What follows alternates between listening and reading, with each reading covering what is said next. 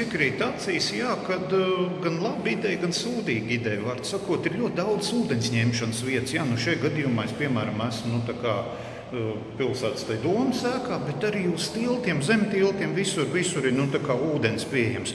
Protams, plus ir, kaut kāds, tur ejas sunīti, tu vari viņu padzirdīt, bet nav, līdz galam padomāts par cilvēkiem, ko cilvēks dzers ūdeni, kas mēs kā mīļi kaut kādi aptāji, palaid kaut kādu aliņu, kaut vai sūdru adlerīt, kas tev tur maksā, kā vienu trūku piemest klāt, un tā es augšā. Šis līdz galam nav izdomāts. Es pat domāju, ka šis jautājums jāpaceļ tādā valstiskā līmenī. Sāksim ar pilsētu, bet varbūt valstiskā tiešām, jo cilvēkam jau arī slāpes, ne tikai dzīvniekam. Es tagad eju, es taču nedzeršu ūdeni, galu galā. Daudz tā pienāk, paskatās, aiziet projām. Es domāju, šito jautājumu es mēģināšu risināt, tomēr, kā cilvēku labā.